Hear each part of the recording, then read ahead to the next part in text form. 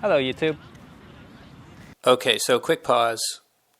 This video was actually recorded a year ago. That's right. Even though this is summer in Montreal, this was actually summer 2021 in Montreal. For the last year, this footage has sat on my hard drive, unseen by anyone except myself. Because when I watched it over, I didn't have the confidence to share this. I thought it might be boring. I thought I looked kind of awkward because I don't know why I decided to film something this personal in a public park. So you see me glancing around nervously sometimes. That was a terrible idea. But the point is, this seemed too raw, too real. It seemed like I can take hater comments on most of my videos. But if I got them on something like this, where it's literally me and my story, it might break me. It might destroy me. I might lose whatever self-assurance I've ever had. And so I didn't share this video. But today I do. Because over the past year, I've come to realize that you can't half-ass anything in this life. You can't think about doing things and then not do them. You have to fully commit. And if I really want to fully commit to this YouTube stuff, then I need to be comfortable sharing the uncomfortable. I need to break out of my routine and my normal content and keep pushing. And most of all, I need to be relatable to the people out there. And if nothing else, this video, I think, is quite relatable. It's the story of someone who never really knew what he wanted to do with his life. And through a number of stumbles, he started to make a career. And now he stands or sits before you with a YouTube channel, with a life of travel, and with a story to tell. So I hope you get something out of this. Leave a comment if you did.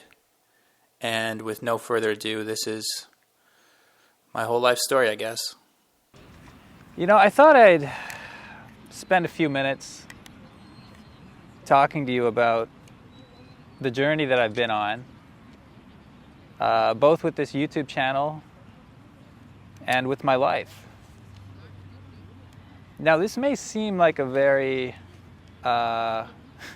self-centered video, and I guess it is. But the reason I'm making this video is more about you than it is about me. Because, yeah, to be honest, a lot of this journey isn't very fun to reflect on. It hasn't always been easy, or, everyone's life has ups and downs. But I hope that for those who do watch this whole video, it will give you an accurate insight into how you can pursue a life of travel if you choose to. And also just for anyone curious about my own story.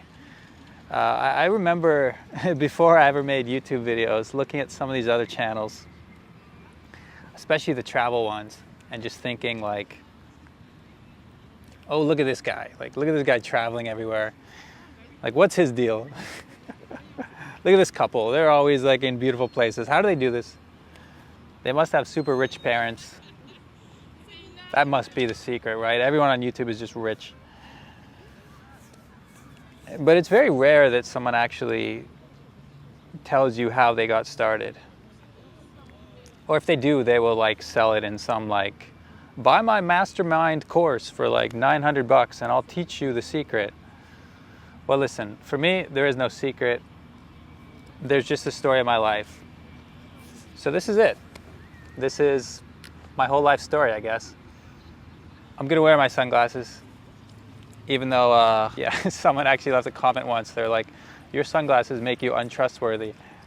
Well, I'm sorry about that.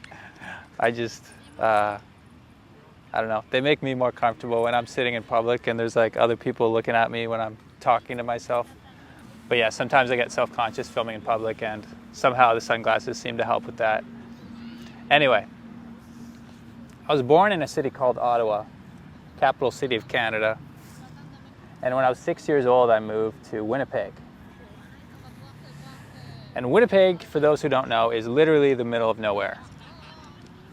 A lot of people think they grew up in the middle of nowhere, but you didn't, unless you grew up where I grew up, which is Winnipeg, which is the middle of nowhere. And I mean, literally, you can drive for 5 hours in any direction. It looks the exact same. It's not like Europe where you get on a train and then 5 hours later everything is different. When you get on a train, 5 hours, well, first of all, there's hardly any trains, but if you get in a car and you drive for 5 hours, it's going to look the exact same as when you left Winnipeg. There is some charm to the city. You know, you need some charm to keep people living in the middle of nowhere. But I never really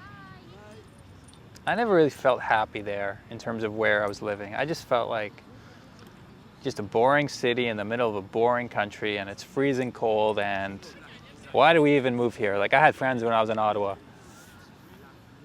Of course, I was 6 years old. I didn't have a lot of friends, but that was one of my first vivid memories, is moving away from everything I knew into the unknown. And that experience of leaving behind everything you know and moving into the unknown is something I would experience quite a few times over my life. To give you a quick rundown, I've lived in, of course, I grew up in Canada, then I moved to South Korea, then I moved to France, then I moved to Vietnam, then I moved to Costa Rica, then I moved to Mexico. Of course, now I'm back here. But what's that, like 6 countries? Canada, Korea, France, Vietnam, Costa Rica, Mexico. Yeah, 6 countries. So you know it's a lot when you can't count how many countries you've lived in. And I've traveled to about 40 countries. And when I tell people that, it's always like, oh, I don't know, like people don't even know what question to ask, because it's like, well, that's like too many. Like if you come from one country and you go to another, it's like, okay, tell me about the country you came from. If you've been in 6 countries, it's like, well, what do I even ask about that crazy series of events? So I want to give you a very quick rundown on how it all went down. Yeah. So I didn't grow up rich. I grew up in a house that was, you know, comfortably middle class in Canada, which, well, the more I travel, the more I realize actually how lucky that is. Because, you know, if you're someone who's middle class in a place like Canada and you're complaining about not having more, you know, because your family doesn't have a Tesla, or you don't have the newest MacBook Pro, you have the 2-year-old MacBook Pro instead of the 1-year-old MacBook Pro. It's like, you don't know what most of the world is dealing with, and traveling a bit will give you a fresh perspective on your problems. But I grew up middle class. My first job was working at McDonald's. I worked the cashier. I actually worked late nights at McDonald's. 11 p.m. to 7 a.m. was my shift during the high school years. That was weird. You'd see all these like drunk people in the drive-thru at McDonald's, and then by morning it would just be like the senior citizens who are waking up to have their coffee and read the newspaper. It was a weird job. But that was me, you know, like all through high school. First I worked at McDonald's, then I was doing pizza deliveries, and I wasn't very happy at that point in my life. My parents got divorced when I was 15. My family home situation wasn't great. I wasn't really close with my parents at that time. My friends at school, like listen, they're good kids. Some of these are still my friends to this day, but I think it's fair to say I'd fallen in with the wrong crowd. You know, none of us were really planning for the future. We were just planning to get drunk on the weekends and do a bunch of stupid shit that teenagers like to do. And so,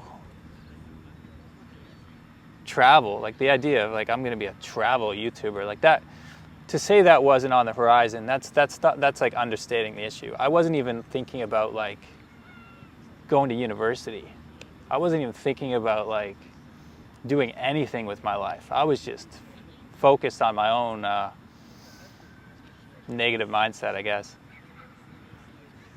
But I graduated high school, and then thankfully, at least my parents wanted me to go to university, and I kind of saw it as an escape door. I saw it as an escape out of Winnipeg. So I started applying to schools on the other side of Canada, British Columbia, the West Coast. And I got accepted to one, and I moved to a city called Kelowna. Beautiful place in Western Canada. And I didn't know what I wanted to do with my life. Like so many fresh graduates, I had no idea. So all I really knew was I loved to tell stories, and I loved to write. And apparently a couple of my English teachers thought I was good at it because I got pretty good marks. So I signed up for a degree in creative writing. And I think I had a dream of being a journalist at that point because I always loved, I liked politics and I liked writing. A few years later, I graduated. And this was actually 2013 when I graduated. And at this point, I mean, this is like right in the death of journalism, to be honest. This is when like newspapers around the world are cutting their staff. Everything is going digital. And like journalism is going through like a once in a lifetime like decline. And yeah, that was my career choice. So good job, Dan. So I didn't have any career prospects. You know, some of my friends with like smarter degrees like computer programming and engineering, they had jobs lined up. I had nothing. I just knew I didn't want to go back to Winnipeg. I wanted to keep stepping further into the unknown. And I got my start by teaching English in South Korea. And so South Korea was a country with a lot of demand for English teachers. I found a job that would take me. And for anyone who's like young, feels kind of lost in life, has an urge to travel, if you're an English speaker, this is where, like, to be honest, there's a pretty big privilege if you're an English speaker because, you know, if my first language was Spanish or French, I probably wouldn't have had the same opportunity, but I got the chance to go teach English in South Korea. And not only did they pay for the flight to get me out there, but they gave me a free apartment for the year. And a good salary, too. So basically, like my salary, like I was saving whatever I don't eat or drink, I'm basically saving because my school is right down the street from my apartment. Cost of living is cheap. And suddenly I'm teaching school children English. I got, 10, 15 little heads looking up at me like I'm some respected teacher or something. I didn't know what I was doing up there, but the thing about Korea is there's a lot of kids there who, like, their parents' dream is for all of them to get like straight A's and then one day to go to Harvard. So you're teaching them from these American textbooks. Yeah, like I'd be teaching like 7-year-olds how to spell Pennsylvania. And then they'd ask me questions. They'd be like, Teacher Dan, what's the Liberty Bell? And I would be like, I don't know, I'm Canadian. Why don't you find an American teacher to ask? Like I literally didn't even know the American history questions they were asking me. And we're teaching them American history. Some of these kids, they don't even know how to have like a 3-sentence conversation. So it was a weird school. I actually quit my contract before the year was up. I gave up some money by quitting early, but that's another story maybe for another day. But I saved a lot of good money, and then I took that and I started backpacking through Southeast Asia. I went to Thailand, I went to Malaysia, I went to Hong Kong, Cambodia. I went all over. And on that trip, obviously, I saw a lot of places. I discovered my love for travel. But also, I met some people who called themselves digital nomads. And these were people who weren't doing what I was doing, which was like working a job you didn't particularly enjoy and then going traveling. They were working while they travel. They were people running companies from their laptops, or working as freelancers and finding a way to do that while they travel. And I just thought that was the coolest thing ever. I just thought, like, they've got it figured out. Like, these guys, These guys have life figured out. And so I had that dream, like one day I want to do that. And when I went back to Canada, I just wanted to travel more. And my dad, who, my dad worked for the Canadian government his whole career. And I think his dream was always for me to follow in his footsteps, which means I should really get good at English and French, because if you want a government job, speaking French helps a lot. And he suggested, why don't you go to France, and you can, if you're going to keep traveling, why don't you at least learn French? I think his idea was, okay, Dan's going to travel one more year, get the travel out of his system, and then get a grown-up job, Little did he know. But yeah, I thought that was a pretty good idea, and the more I thought about it, France looked like an interesting place. I could travel through Europe, I could save some money. I always loved to ski, actually.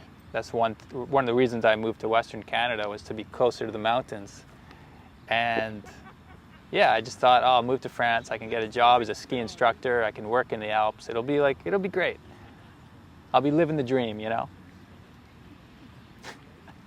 So I showed up in Paris with a big backpack on, and full of youthful enthusiasm, just thinking like, yeah, everyone's going to line up to give a job to this Canadian who can barely speak French and who has no experience except a random job in Korea. And I'll tell you what, it was hard. It was one of the hardest times of my life, actually. I spent weeks and weeks living out of a hostel, sleeping in bunk beds, just trying to figure out a place to live. I moved from short-term rental to short-term rental. I never really found a proper place. I was struggling to find a job. I was struggling to open a bank account. I was struggling to get a phone plan. I was struggling with everything. And the big lesson I got from France was, it just really opened my eyes to the immigrant experience. Because I had naively thought that it would be like in Korea, but in Korea everything had been sorted out for me. Now I had to do the stuff myself. And it was more like the immigrant experience, where you move to a new place and you don't know anything. And people don't always treat you so nicely when you don't speak the language well, or you don't fit in, or you just there's all these cultural barriers. It's funny, people sometimes say, like, oh, those lazy immigrants, they're here to take our jobs or whatever. People think immigrants are lazy. They don't have a clue. If you think these people are lazy, try it yourself. Try it yourself, see what happens. Try moving to a place where you don't know anyone and starting a new life. Those people aren't lazy. They're some of the strongest human beings we have. Because it takes courage to leave behind everything you know and start new. And, I'm not saying I have courage. That's not the point here. Because frankly, if I epically failed, like if I were to, I don't know, run out of money and then, like, I was never going to be homeless on the streets of Paris. Worst case scenario, my parents could fly me home and I would lose nothing but my pride. But for some people, the stakes are a lot higher. For a single parent moving their kids to a new country, that takes courage that's almost unimaginable. So I have all the respect in the world for people doing stuff like that. Maybe I should make some videos comparing Paris to Montreal. I think there'd be a lot of interest in that. But truthfully, I don't think I could give a fair point of view, because I was just like, I was kind of down in the dumps. I didn't have many friends. I found the city cold and expensive and rainy and just, I didn't like it. I didn't like it at all. And over the years, I've come to understand that actually says more about me and the person I was at that time than about Paris. Because now I'm in Montreal and I love it here. But the thing is, I'm in a much better place. I'm in a, I'm in a good relationship. I have some career ambition. I just feel like my life's on a better path than it was back then. And so sometimes I hear people, they just do nothing but complain about Montreal. They complain about the traffic, the construction, the weather, everything. And there can be grains of truth in what you're saying.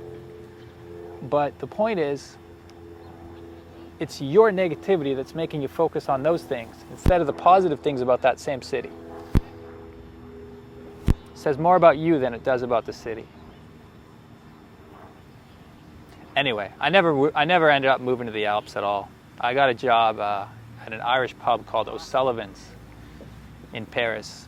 And I spoke some French. You know, we had some Parisians come in there, but because it was an Irish pub, we had a lot of like English-speaking tourists who were like, yes, they will understand me, and just run in there. So I was pouring drinks to a lot of tourists. It was an alright job. But I didn't save any money at all. Like I probably lost money that year because, as I said, it was an expensive city, and it took me a while to find that job. So it was a tough year. But after that, I went traveling through Europe. I went through Western Europe, Eastern Europe, Scandinavia. I even made it to Morocco, which was my first time visiting Africa and my first time visiting a Muslim country as well. And that was eye-opening too, because, you know, being a white kid growing up in Canada, like you have your, whether you're an open-minded person or not, like you have your conceptions about what it means to go to a Muslim country in Africa. Like those are two things we have a lot of stereotypes about. And I didn't know what people would think of me. I'm just like, will they judge me? Will they be like, what's this guy doing here? You know, will it be super dangerous? I didn't know what to expect at all. But I ended up meeting some of the coolest people, and it just completely changed my mind about everything I thought I knew about the world, really. That was the beginning of a journey that I've been on this whole time, of just realizing that the world is so much safer than we think. And a lot of that's because the news always focuses on the negativity and the violence, but the individuals you meet anywhere you go are pretty cool people. And Moroccans were really cool. I met a Moroccan guy in Montreal just a week ago, actually. He fixed my, hopefully you can hear me okay. He had to fix the microphone insert on my camera. A little side story, my camera was broken and I called Canon, because I have a Canon camera, and asked them if they could help me out, because my camera's only a year old, it's not that old. And they were like, okay, you can pay $50 to ship it to us, and then you can wait 4 weeks for us to get back to you, and then you can pay like $300 to get the camera replaced, or camera repaired. And yeah, I was just like, this is ridiculous. Like, this is the worst service. How can this be like how Canon is treating people? So I started looking at local repair places, and I found this guy named Adam, an immigrant living in Montreal.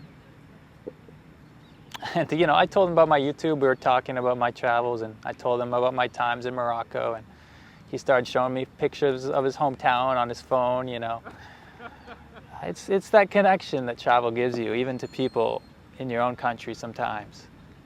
But again, like, he's someone who, you know, he said he was a camera repair guy back in Morocco, and now he's not able to do that full time because his life in Canada has been tough. That's the experience for a lot of people, you know. You give up a lot by seeking a better life in a new country. It's never easy. It's never easy. But anyway, back to the story. After that backpacking, I was back in Canada, and that's when I got like a big boy job. That's when I got a marketing job in Winnipeg. I worked in a big office tower, you know, But every day you're just, you and your coworkers, you're just checking the clock. You're just waiting for it to say 5 o'clock. Like no one there really cares that much. And that job was just a way to save money. In the back of my mind, I was still a traveler. I still wanted to travel. I still wanted to chase that digital nomad dream. And so that's what I did. Near the end of 2015, I quit that job. And the first week of 2016, I moved to Vietnam. I booked a one-way ticket to Ho Chi Minh City, and I was going to try and be a travel writer. I remember telling my manager and my coworkers at that job in Winnipeg when I was quitting. They looked at me like I was an alien from another planet. They were like, what? You're moving to Vietnam and you're doing what now? You're just trying to get a job with your laptop? Like, that doesn't make any sense. I don't know. They didn't get it, and I suppose they had good reason not to get it because the plan didn't make all that much sense, really. But I felt it in my heart, and that's what I wanted to do. And thankfully, Vietnam is a very cheap country, very affordable to live in. For about $1,000 a month, you can live pretty comfortably. At least you could back in 2016. So that's what I did. I moved there, and I found some writing gigs, and I started to, I started to blog about whatever people paid me to blog about, really. I was also keeping my own travel blog. I was doing a bit of video stuff too. I had just started my YouTube channel more as a way to like show my mom what I was up to than anything. It was just like, okay, my family and friends want to know what's going on in my life. Let me make some little vlogs on the internet. I wasn't trying to make a job out of this. I wasn't trying to be a big YouTuber. I didn't even know you could be a YouTuber. Like, it was just creative self-expression, really. But a weird thing started happening. Like this writing, which I really enjoyed doing, it would get some views, but the videos would get more views. Somehow the videos were like kind of taking off. And right around 2016, Facebook video was becoming a big thing. YouTube video was like, it was just like there was this big shift going on. Everything was moving from blogging towards video, right? Today, everything seems to be video, but like back then, there weren't so many people doing YouTube videos, I guess. And I grew a little audience. It wasn't big, but it was enough that I got the feeling of what it's like when people are actually enjoying something that you're putting out into the world. Instead of that marketing job where like no one even cares what you're doing, they're just, I don't know, you're just doing work for the point of doing work. I felt what it's like to do work that you're actually passionate about. But I still didn't make much money. And after Vietnam, I'd met my girlfriend by this point, and she wanted to move back to Canada, and I wanted to move back to Canada because I just felt like kind of a failure. Like, I'd had a lot of fun. I'd made some videos. I'd traveled to all these different places through Asia and through Europe, but mostly I was just running out of cash. Like, I just needed some stability. It's also tiring, just living out of a backpack for a while. It gets, it gets to you. So I went home, went to Canada, got myself a base again. We moved to Vancouver. I got another marketing job, working for a startup company. I was writing blog posts again, something that no one really cared what I was writing, but it paid pretty well. And so that was a weird job. But like in the background, after doing my 9 to 5, like I would still be making videos. I just started making travel videos around Vancouver and doing whatever I could to keep this passion going. And it was kind of growing. Like, I got the attention of Vancouver tourism. They wouldn't pay me to make videos, but they gave me something called a Vancouver Experience Pass. And this little pass, it would give me free entry to like all the museums and all the attractions in the city. So basically what they're saying is, okay, we like what you're doing. Not enough to pay you, but like, here, go do some more of what you're doing. So like the universe, and my audience was growing too. So like the universe was sending me signs that like, hey, this thing you're doing, this is working. Keep doing this. But all my time and my effort was going to this job that, you know, okay, I'm not going to talk trash about the job, but like it just wasn't for me. And yeah, I eventually quit that job as well. In the summer of 2017, I quit that job and had no idea what I was going to do next. I just thought I'd make full-time videos, try to be a freelance videographer or whatever. But Vancouver's an expensive city. Like I didn't have much. I didn't have like I couldn't survive for long. I really, you know, a couple months of that I'd have to go and get another job and just find some, you know, whatever just to pay the bills. But I don't know. It was summer. I was just like, I quit the job. We'll see what happens. You know, another stage of your life where it's just like, who knows what comes next. And yeah, that was a weird time. Anyway, that summer something happened that I never could have seen coming. My uncle passed away. My Uncle Pete, who was he's my dad's only brother. And, you know, of course he's my uncle. I knew the guy, but mostly just from video chats because he had lived in Costa Rica for the last like 15, 20 years. And Pete was like, you know, Pete worked in sales and marketing when he was younger. He made a good amount of money and, you know, he made enough to buy himself a property in Costa Rica back when it was cheap. And he moved down there and had a little place that he rented out to other tourists, and that was his life for many, many years. You know, so many people talk about leaving behind the rat race and moving somewhere warm and sunny. Like, he actually did it. He actually made it happen. So he was always a hero of mine for doing that. But I never knew him well. And then when he suddenly passed away, my family had a problem because, well, he had his property down there and we had to figure out how to sell it and what to do. And right after he died, it was terrible. Someone broke into the house and stole stuff, and we just needed someone to live there and take care of it and like keep the thieves away, basically. And because I had just quit my job, and I was a designated like travel addict in the family, it was my turn. I'm up. Dan, go down to Costa Rica. So I told my girlfriend what was happening, and she eventually came down too. And it's crazy. We spent the next few months living in Costa Rica. And I had some responsibilities looking after the house, but I had a lot of free time too. So I was able to focus on making videos and try to get good at that, I guess. And yeah, it was going pretty well. You know, it was a strange time in my life being down there in Costa Rica. I'll say this. I'll tell you one thing.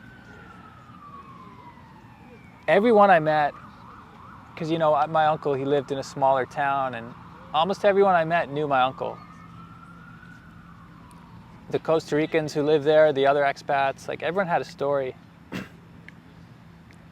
I met a guy in a hardware store once. He told me that my uncle was the first foreigner he ever made as a friend. And you just hear these stories, and like it really showed me that, you know, your real legacy is the people around you touch, the stories you leave behind. That's what matters the most. The house eventually sold. Very suddenly. It sold in like November of 2017. Right before winter came in Canada. So like winter was starting, and we were like, oh my God, we missed the summer, we missed the nice time, and now the bad time is coming back, and now we got to go back to Canada already. So, you know, me and my girlfriend, we talked about it. We said, why don't we go to Mexico for a bit? Mexico is like halfway between Costa Rica and Canada. Why don't we just go there and see what it's like? I can make some more videos, you know. It wasn't a job at that time. It was just a thing that I did. I just made videos because I needed something to occupy my time, I guess. And It was crazy. When I went to Mexico, that's when YouTube really took off. That's when I finally realized this dream that I'd had since South Korea. The idea of not just working and then traveling, working and then traveling. That's when the two of them mixed together and YouTube became the job. In a period of a couple months, like my YouTube channel grew from like 5,000 subscribers to like 50,000, and suddenly I had an audience. Suddenly I had people who cared, and yeah, the message I was sharing, the message of like,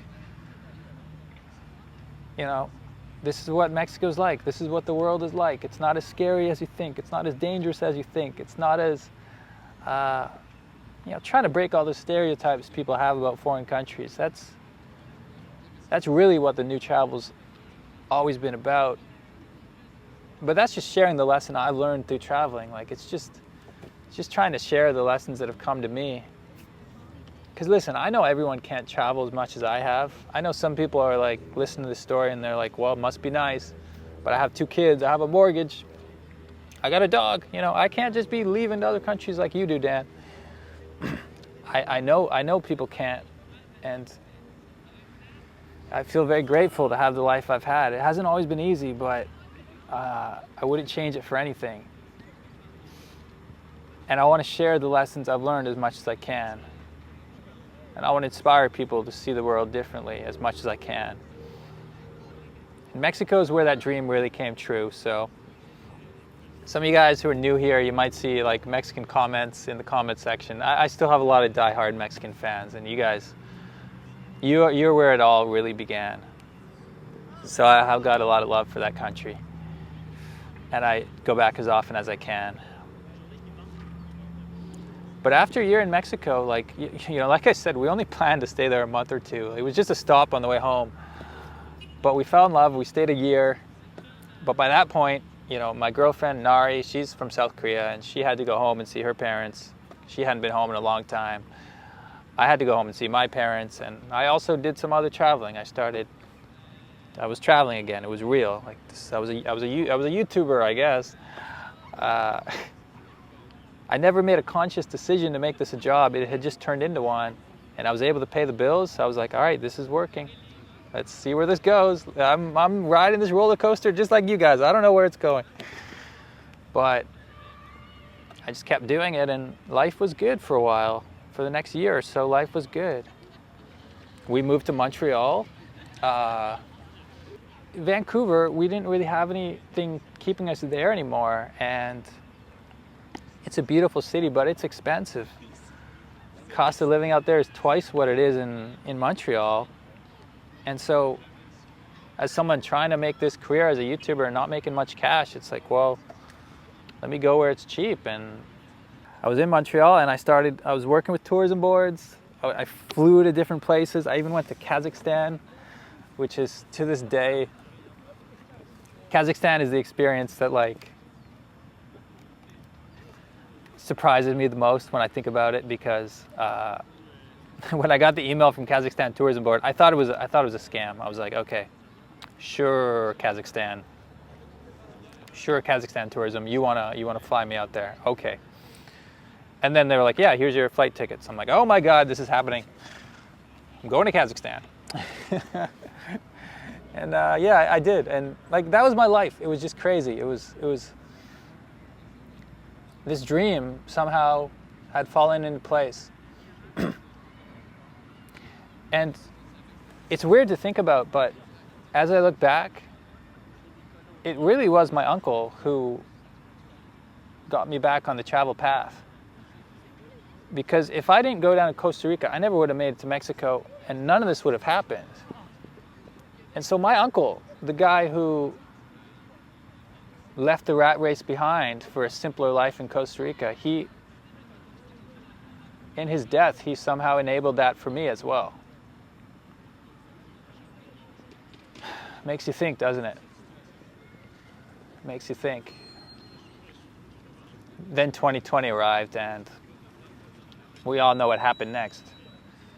The world shut down, travel stopped, and suddenly this job you know, suddenly I was like, oh, maybe I should have like done more sponsored posts and stuff, and tried to make as much money as I could while the gravy train was rolling along. Because I'd never like chased money on this YouTube stuff. I had just been like, hey, my audience, like you guys made this possible for me, so I'm just gonna try and make the best videos I can, and hopefully you guys will enjoy that, you know. I wasn't really thinking of it business-mindedly at all. Business-mindedly, is that a word? I don't know. The point is, when things shut down, I didn't have any savings really, and yeah, I just thought like, this is it. This is how it ends. This is how the new travel ends. This is how this chapter of my life ends. It was depressing to think about. It was depressing on a personal level. It was depressing on a bigger level of like, all these places I've been to were shut down, and it was a terrible year. We all know how this past year's been. I actually started writing a book about travel in the middle of the lockdown, and I'm still working on it actually. But the idea was, listen, like, seems like this chapter of my life is ending.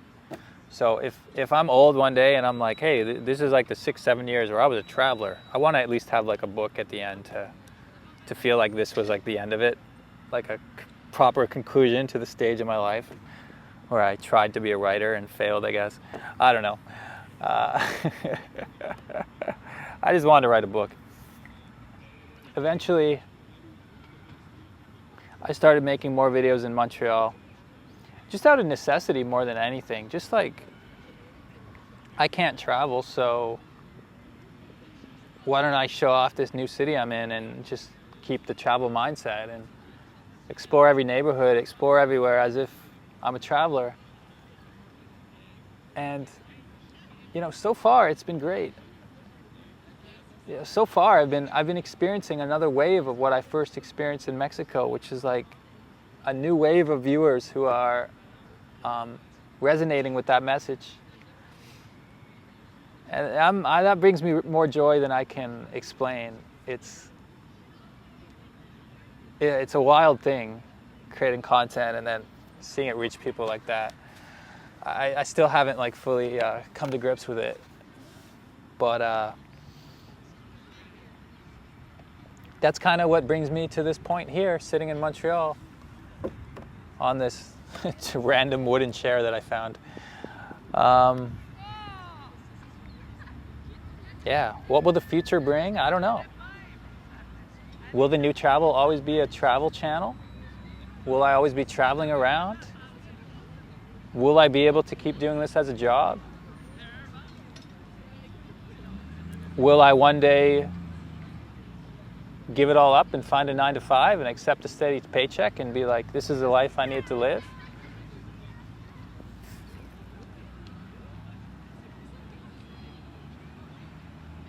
Will I just book a one-way ticket somewhere and just start traveling again like I did in the early days? Just start backpacking and try and find the answer to life in a hostel somewhere in Asia? I don't know. I don't know what the future will bring for me or for this channel or for anything. But as I look back on my journey, I realized that I never did. I didn't know what the answer was when I left Winnipeg in the middle of nowhere to move to the other side of Canada. I didn't know what I was doing when I left the other side of Canada to move to Korea. I was full of anxiety and fear and doubt when I arrived in Paris, and I had no idea what I was doing. And when I was pretending to be a freelance writer in Vietnam and like plagued with imposter syndrome and just feeling like a total failure arriving in Vietnam. And then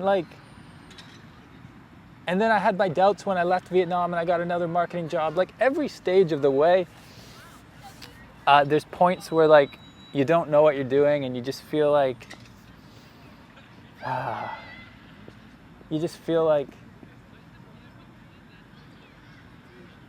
I don't know. But I've grown in a way, and I've realized that it's better to just go with the flow of life instead of trying to fight those waves and trying to make it all make sense. Sometimes you just need to enjoy the moment while you have it. And right now I'm enjoying the moment in Montreal. And I'm going to keep making these videos because it makes me feel good, and I think it makes other people feel good too. All right, now I'm super thirsty. I got to go. It's been a crazy long video, but I hope you've enjoyed it. I'll see you next time.